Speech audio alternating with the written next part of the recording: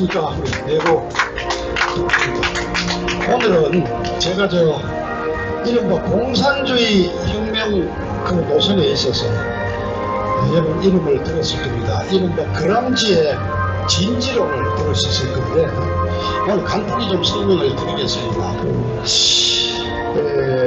이른바 마르크스의 공산당 선언을 읽고 나서 20세기 초반부터 세계적인 이 공산혁명의 불길이 지속됐죠. 8월 17년 러시아에서 레닌이 공산혁명을 성공했고 그 이후에 말하자면 전 세계적으로 그런 정말 무산자와 노동자들에게 땅을 주고 먹을 것을 주는 지상 천국을 만들어야겠다는 공산주의 불길이 전 세계를 휩쓸었습니다. 그러나 여러분 아시다시피 유럽에서 영국이라든가 프랑스, 이태리 다 나름대로 성숙된 사회 기반을 갖고 있던 곳에서 공산혁명이 실패했습니다. 유럽, 중국, 농민이 엄청난 많은 이 중국에서 특도위가 장개석 정부군에게 아주 밀리면서 근간의 명맥을 유지하고 제3세계에서 이 공산주의 이론이 침투하기 시작했습니다. 물론 신생국 미국에도 공산주의 혁명 이론이 들어갔지만 그 미국에서는 맥혀들지 않았습니다. 바로 이러한 시점에 이태리의 그람지가 이른바 진지론을 내세웁니다.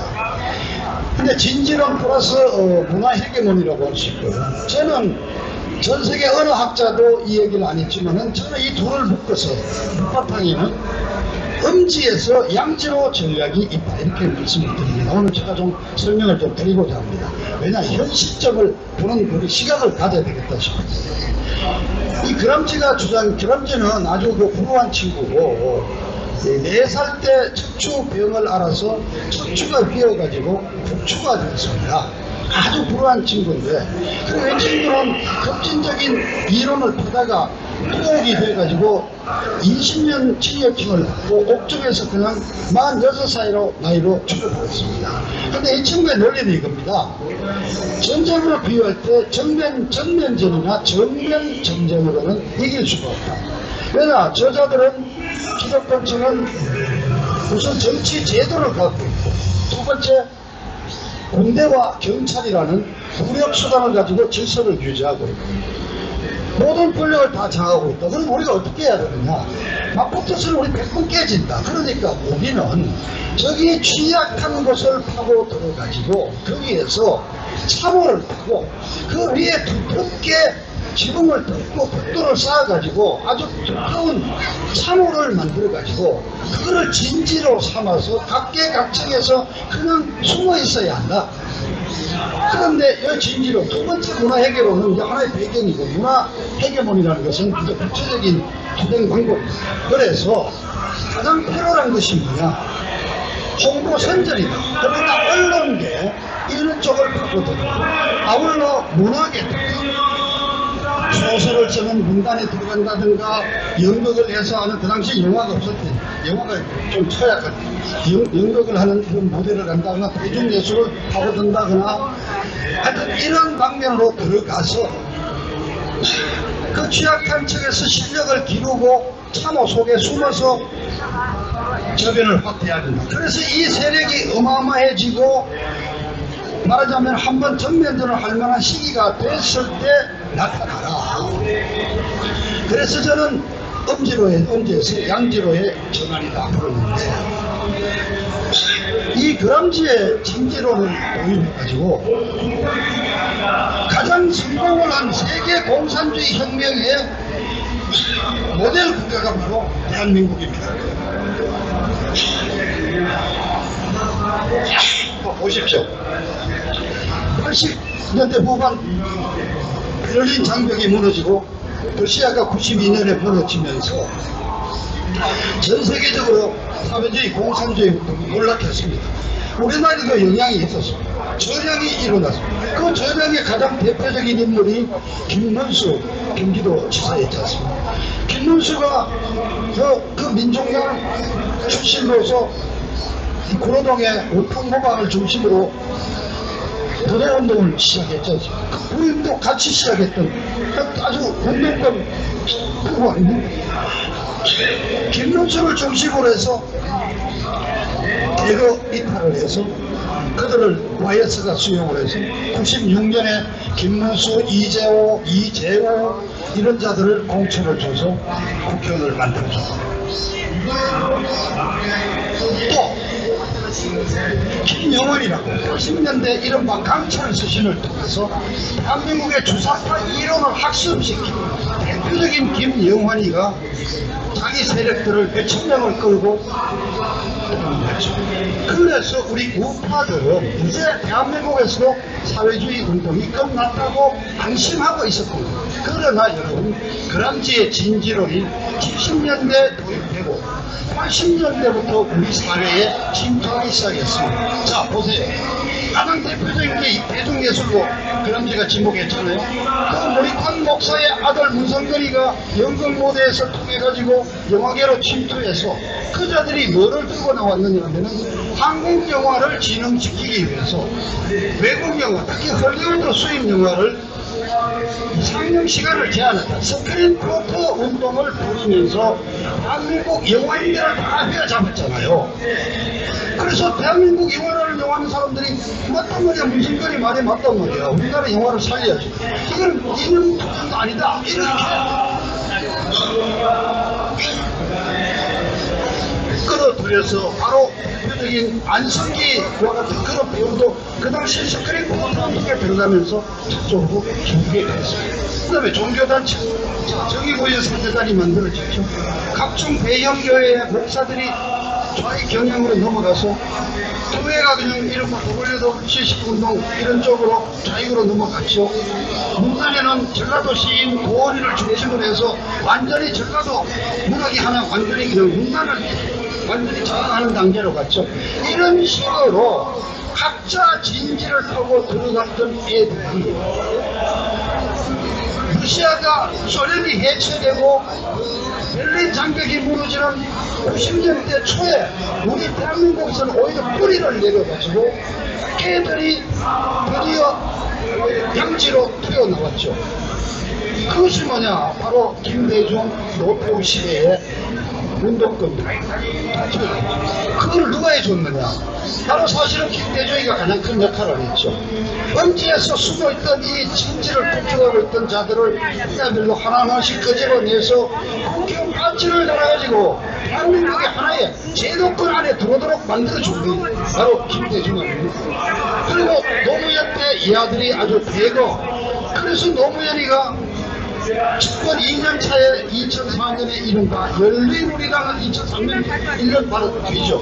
열린우리당을 만들어가지고 새로 창당을 해서 바로 87년 헌법 87페이지를 중심으로 해서 나왔던 전대협 지도자들을 중심으로 해서 노무현 정권이 나타냈지 않습니까? 양지로 나온 거죠.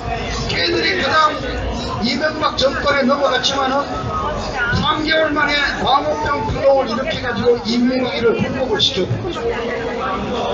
계속 이 트럼프의 진지론에 의한 좌익들은 곳곳에서 상정하고 그것을 정면으로 마주쳤던 것이 박근혜 대통령입니다. 통일당을 해산하고 북한에 대해서 북한 해체를 주장하고 김정은 잠수부대를 만들고 정면으로 독일을 했죠. 그래서 박근혜 대통령을 몰아낸 2016년 12월 달에 광화문에 모였던 그 촛불 집회에 주역을 했어요. 그냥 집회가 열리면은 완전히 가요 무대 쇼가 벌어지잖아요.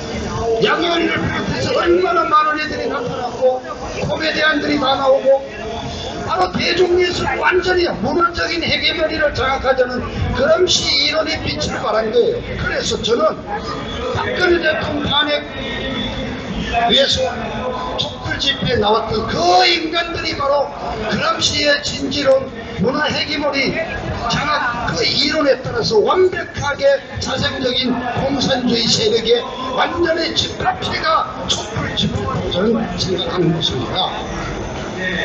그리고 박근혜 대통령 탄핵을 했잖아요. 청와대에 그 세력도 제가 확인을 못하겠습니다. 국힘의힘당 그 당시에는 새누리당에 62명이 탄핵에 찬성표를 던졌을 때 과연 김무성이가 제시하는 돈 몇 푼과 자기 공천 이런 거로서 넘어갔을까요? 아니란 말이에요. 그 국힘당에까지 그 당시 새누리당에까지 침투해 있던 바로 그 진지론의 그 전사들이 저는 정치권도 상당수 잠식하고 있었다고 지금 그런 것입니다. 자, 제 왜 이 말씀을 드리느냐. 윤석열 정권이 들어서서 이제 도달 20일. 윤석열이 지금 지지율이 20%까지 이제 떨어졌어. 윤석열을 걱정하는 게 아니에요. 제가 왜 윤석열이 개인을 걱정해야 됩니까? 우리 존경하는 박근혜 대통령을 그 나락의 끝으로 몰아넣은 완전히 법률 기술자 산악계인데 윤석열 그 개인을 저는 통수할 수 없죠. 다만 윤석열이 당선으로 이루어진 이 보수 정권은 유지를 해야 될 거 아니겠어요?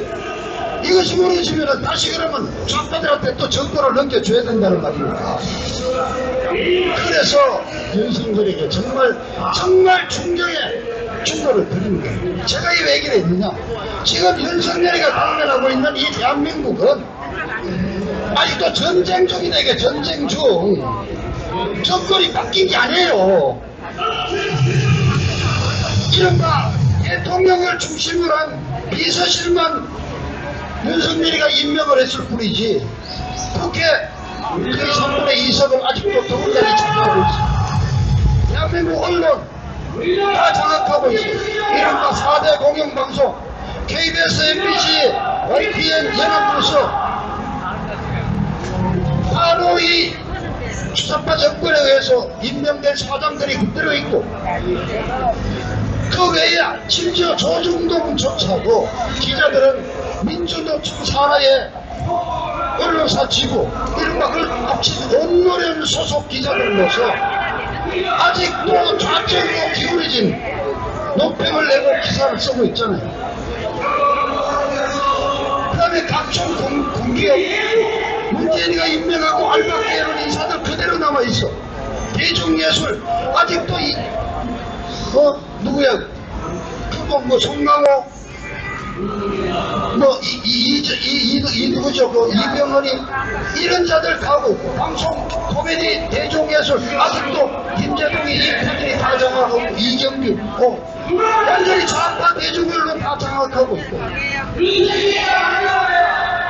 시민단체 수천 개 시민단체가 장악하고 자 우선 첫째 보십시오. 돈을 당해하는 짓을 보면은 얘들이 정권을 내줬다고 생각합니까? 아니야. 아직 내줬지도 않았어. 생각도 안 해. 내줄 생각이 없었는데 어떻게 그 정신 나가버린 지적이 좀 모자라는 이재명이 없잖아요. 60대 70대 집에 길도 잘 못 걷는 노인네들이 찍어줘가지고 윤석열이가 됐지. 자기들이 아직도 이 정권을 유지하고 있다고 봐. 그러니까 윤석열이한테 대해서 윤석열 정권에 대해서 우호적인 기사가 단 한 건도 있냐 이거예요. 자, 한국 갤럽이 금요일 발표한 것이 28까지도 내려갔습니다. 저는 여론조사를 얘기할 때 항상 수치에 연연하지 말고 추세를 보라고 말씀을 드렸고요. 비교적 그래도 객관적인 데가 한국 갤럽이라고 저는 소개를 드렸습니다만 제가 저기 선관위 홈페이지에 들어가서 뒤져봤습니다. 아주 심각한 문제가 있어요. 질문이 이겁니다. 윤석열이 잘한다고 생각하느냐 못한다고 생각하느냐 이렇게 질문을 합니다. 자, 어떤 분이 저게 박성문이 정말 좋은 놈이냐 착한 놈이냐 아니면 저 아주 나쁜 놈이냐 물으면은 어떻게 무슨 정말 칭찬도 칭표고 막 정말 뚝없이 살 놈이냐 아니면 애가 그래도 어리도 있고 밥술도 갖고는 살 줄 아는 놈이냐 아니면 아저씨 그냥 절대값 한번 내고 그 도망가는 아주 극히 나쁜 놈이냐 아니 뭐 그래도 막 그 정도고 뭐 보통 정도 그렇게 묻잖아요. 잘한다 아주 잘한다 또는 못한다 아주 잘못한다 중간에 보통이다 그저 그렇다 이렇게 보통 5가지로 묻는데 잘했냐 못했냐 물으면은 대부분이 조금 비판적인 의식을 가진 사람은 잘했다기보다는 좀 문제가 있지 얘기하지. 이렇게 단도직입적으로 잘했나 못했냐 물어갖고 28이다 60이다 이렇게 나누는 설문 방식은 없습니다. 그러니까 뭐냐, 지금 저는 자 말씀드렸죠. 아직도 좌파들과의 전쟁은 계속되고 있다. 뿐만 아니라 좌파들은 윤석열이의 약점을 보고 저거를 아예 길을 들이자, 거꾸로 들이자 단계 전단계로서 길을 들일 수 있다. 이명박이보다 더 약하다. 석달 기다릴 것도 없다. 두 달 전부터 이미 시작했다. 그래서 지금 좌파들의 전면 공세가 시작되고 있는 전쟁 중인 상황이다 이거예요. 저 이런 논리를 수긍을 한다면 지금 윤석열은 비상한 각오로 정말 각오를 갖고 임해야 합니다. 좌파들과의 전면 전쟁을 선포해야 됩니다. 지금 뭐 검찰 아는 애들 챙겨놓고 무슨 친지 자식들 대통령실에 뭐 비서로 채용하고 이게 문제가 아니에요. 무슨 국힘당도 정신을 못 차리고 있어요. 국힘당의 권선동이 장재원이 이자들은 윤석열이를 어느 놈이 보쌈을 먼저 하느냐, 그래서 지가 실세로 등록하느냐, 그래서 내년에 당대표를 하거나 실력자가 돼가지고 2024년 공천을 말아먹는 계획, 그렇게 해서 지가 이제 다음번 실력자로 등장하는 거, 이런 데만 미쳐있어. 이자들은 지금 좌파들이 벌이는 전면 공세에 대해서 아무런 인식이 없어. 그래도 윤석열이 주변의 검사 중에는 공안 출신 검사도 있을 거 아니에요. 그럼 이자들이라도 나서라 이래요. 비상한 각오로 정말 비상사태를 선포하든가, 아니면 이번에 저 경찰 조직 14만 명이 들고 있는 저 경찰의 반란을 이유로 삼아서 아예 계엄령을 선포하든가, 그런 정도의 각오로 대처를 해야 한다 이거죠. 자, 세월호 얘기를 우리 구로소 동지께서 아주 조목조목 가지고 방금 들어갔습니다만 5.18 문제로 5.18 명단을 우리는 공개하라고 여러 차례 얘기하지만 국민의 세금이 지출되는 5.18 유공자들에 대한 연금이 어떻게 우리가 공원지도 모르고 지방정부인 광주시장 집에서 집행이 돼야 합니까? 명단 안 내놓잖아요. 비상사태 선포해서 군인들이 들어가서 강제로라도 갖고 와야죠. 그렇게 해서 대한민국을 정상화시키는 길로 다 가야 되는 거예요. 저는 윤석열 지지율 그게 크게 문제가 안 된다고 봅니다. 왜냐, 28%가 떨어진 거 굉장히 문제가 많죠. 하지만은 윤석열이 지지층은 전부 다 없었다고요. 정치권에 있었지도 않고 그냥 우파 후보로 나와서 좌파 정권을 만들어줄 수는 없지 않느냐, 심지어 이재명이를 대통령으로 뽑을 수는 없지 않느냐 하는 우리 우파 국민들에게 강요를 하고 선택을 강요를 해서 그냥 당선된 거예요. 그러니까 처음부터 무능하다, 준비가 안 돼 있다, 인사가 개떡이다, 마누라자기가 설친다, 이런 문제는 이미 다 알고 있었던 거예요. 이게 어떻게 모르게 넘어갈 수가 있어요. 더구나 좌파가 아직도 정권을 내놓지 않았다고 생각하고, 말하자면 선거 당선 거부 및 아도 이 정권 파도로 지금 전면 투쟁에 나선 이 마당에 나이브하게 그냥 아침에 문간에서 기자들 며칠 만나면은 그게 소통이 끝난다고 생각을 했다면은 정말 나이브한 친구란 말이에요. 윤석열이 매일 폭탄 좀 마시고 취해가지고 집에 들어가는 술통이라는 거 우리 다 알고 있다. 그러나 우리 우파 국민, 윤석열이를 마음에 내키질 않지만 찍어줬던 우리 우파 국민들, 우리 태극기 세력들, 우리들이 잠시 실망해서 빠져나간 거니까 네가 조금만 윤석열이가 정신 차려가지고 제대로 경찰권을 발동해서 몇 명을 잡아들이고 정상화 작업에 나선다면 그분들은 곧바로 다시 지지로 돌아섭니다. 지지율 10% 올라가는 건 저는 아무것도 아닙니다. 이건 어떤 잔재주를 부려서 무슨 통합이니 혁신이 이런 말장난으로 올라갈 수 있는 문제가 아닙니다.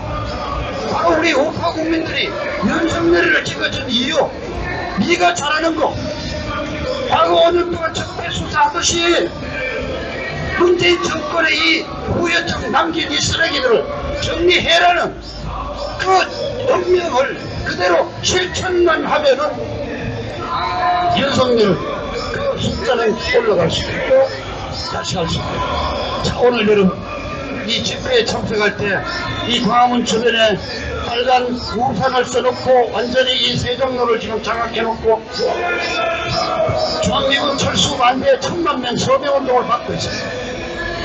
대국돌이라고 대한민국 나라 바로 세우기 운동. 제가 그람지 이론에 따른 이 좌파들의 진지 문화 헤게모니 살려를 끌었지만은 그자들은 그렇게 해서 이 정권을 잡았는데 지금 그래 전도 목사가 주장하듯이 길거리에다가 텐트 쳐놓고 서명운동하는 이것으로 윤 정권 이 보수 정권을 지킬 수 있습니까? 왜 이 짓 하는지 알아요? 다 돈을 얻어왔거든. 정부 측으로부터 정부 지원금을 얻어왔기 때문에 하는 것처럼 쇼를 해야 되는 쇼하고 있단 말입니다. 지금 텐트 쳐놓고 사람 동원해가지고 바로 앞에도 보이듯이 대형 무대 만들고 저기다 몇 천만 원씩 저는 저런 게 저게 진짜 우파 운동이 되겠어요? 이 좌파들의 치밀한 저 40년에 걸친 그 운동권에 철두철미한 투쟁에 이렇게 그냥 대형 무대 만들고 서명운동하고 이런 쇼로서 이루어질 수 있겠습니까? 이걸 가지고 그냥 돈을 지원하고 정권을 지지한다고 쳐치고 다니고 한심한 거예요. 그러면 전 세계적으로 공산주의가 무너지는 이 90년대에 왜 우리 대한민국의 좌파는 대한민국이라는 이 선진국 정권을 장악할 수 있게 됐느냐 이거죠. 아까 제가 한 가지 말씀드렸습니다. 이들을 양지로 끌어낸 인물이 있었죠. 바로 김대중이에요. 운동권들을 끌어냈어. 그런데 이 자들이 2000년도에 들어와서 사법고시에 대거 응시를 해서 합격해서 완전히 좌파 변호사들이 막 판단합니다. 일부 어떤 분들은 북한에서 돈이 내려왔다 들었습니다. 저는 김대중을 통해서 북한에 상당한 돈이 내려왔고 그것이 남한에 살포됐을 것이라고 저는 생각을 합니다. 그래서 김대중이와 같은 인물이 이 운동권 그람시의 진지론을 양지로 끌어내는 동력이 있지만은 더 중요한 것은 바로 우리와 적대국인 북한이라는 존재가 있기 때문입니다. 김일성이도 90년대 초에 들어서 주체 사상이 아니라 그람기의 진지론이 남한에는 더 효율적일 수 있다고 해서 그람기 진지론에 따른 운동 방식의 지형을 수정해서 내려보냈습니다. 그리고 많은 돈이 내려왔을 것입니다. 그래서 거기에 대중예술로 들어가고 영화로 들어가고 연극계로 가고 문단으로 가고 그래서 사법고시로 그냥 저 정의당 대표하던 이정미가 어느 날 갑자기 2년 동안 필리핀 고시원에 쳐들어가서 고시 합격한단 말이에요. 고시원에 1년에 드는 돈이 학비와 식비 그리고 학원에 다니는 돈 통과서 서울동에서 누구에게는 아주 적게 잡아도 4천만 원이 든다는데 그럼 2년 다니면 8천만 원 8천만 원이라는 돈이 어디에서 누가 산타클로스가 선물을 내렸습니다. 이런 식으로 해서 지금 대한민국 언론 완전히 민노총 산하 노조원입니다. 과거처럼 정론을 쓰는 논설위원 기자가 아니에요.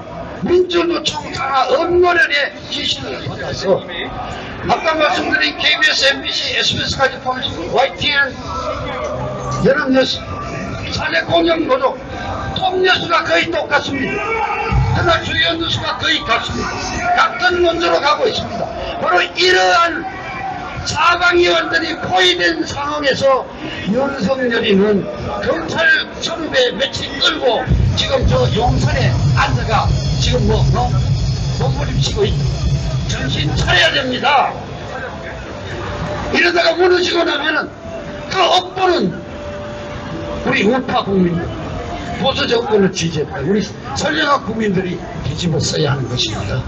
오늘 저는 윤석열 정권에게 지금은 전쟁 상황이라는 엄중한 경고를 드립니다. 감사합니다.